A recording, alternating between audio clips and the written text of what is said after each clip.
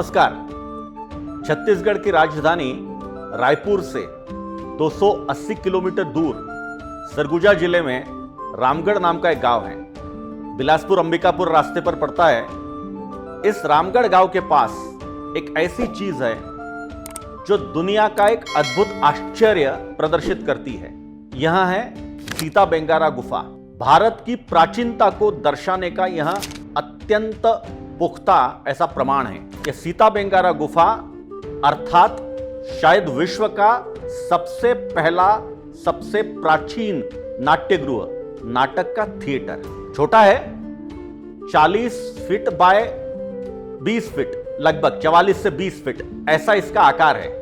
लेकिन इसमें स्टेज है, बैठने के लिए जैसा एम्फी थिएटर के जैसी बैठने की जगह है, और इसमें रंगमंच में और नाट्यगृह में जो जो चीजें आवश्यक है वे सारी इसमें हैं। इसमें अंदर होने वाले आवाज का जो इको होता है, प्रतिध्वनि, उसको सप्रेस करने के लिए झरोखे हैं। बहुत अच्छा एकॉस्टिक है।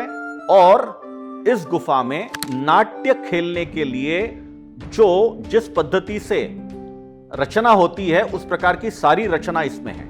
जर्मन पुरातत्ववेत्ता टी ब्लॉक ने इसके ऊपर बहुत अध्ययन किया है, और उन्होंने जब इसका कार्बन डेटिंग किया तो उन्होंने पाया कि यह गुफा ईसा से भी 600 वर्ष प्राचीन है। अर्थात 2600 वर्ष पुराना नाटक का थिएटर भारत के घने जंगल में छत्तीसगढ़ में आज भी खड़ा है, दिख रहा है। हम हमेशा यह कहते हैं कि नाट्य विधा तो ग्रीस से आई है। जब भी नाटककारों के बारे में बातचीत होती है तो हम चेकाव की बात करते हैं, हम इब्सन की बात करते हैं, हम शॉ की बात करते हैं, हम शेक्सपियर की बात करते हैं, हम सात्र की, कामू की बात करते हैं।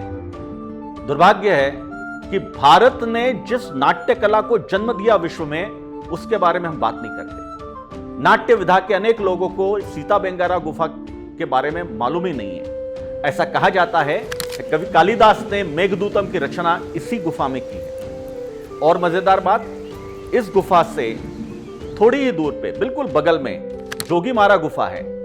ऐसा कहा जाता है कि जोगीमारा गुफा यानी एक प्रकार की ड्रेसिंग रूम थी उस समय की।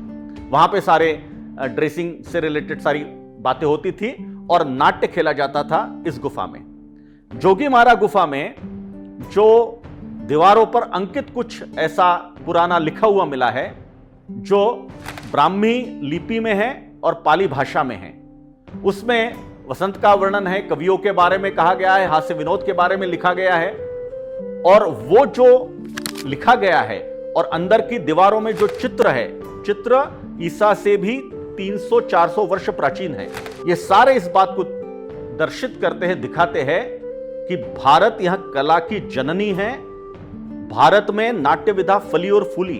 भारत में नाट्य शास्त्र के अगर सृजन किन्होंने किया है तो भरत मुनि ने किया है। लेकिन स्वयं भरत मुनि ऐसा नहीं मानते। भरत मुनि ने लिखा है अपने नाट्य शास्त्र इस ग्रंथ में, आज जो नाटक अंकों के बारे में बात करते हैं, 1 अंकी नाटक, 2 अंकी नाटक, 3 अंकी नाटक, ये अंक शब्द भरत मुनि कहते हैं, ये तो हमारे पुरखों से चले आए हैं। ईसा से 300-400 वर्ष पहले भरत मुनि का काल माना जाता है। अर्थात भरत मुनि के पहले भी भारत में नाट्य विधा थी। भास का काल उनके बाद का है। लेकिन हम जब नाट्य रचयिता के बारे में बात करते हैं तो भरत मुनि के बारे में बात नहीं होती ज्यादा, ना भास के बारे में होती है, ना कालिदास के बारे में ज्यादा बातचीत होती है। और इसीलिए भारत यह नाट्य कला की जननी है।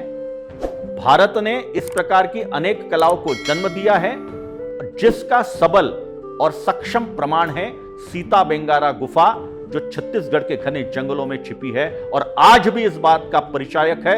आज भी पूरे विश्व को यह दिखा रही है कि आज से 2600 वर्ष पहले भारत के घने जंगलों में भी नाट्य विधा खेली जाती थी।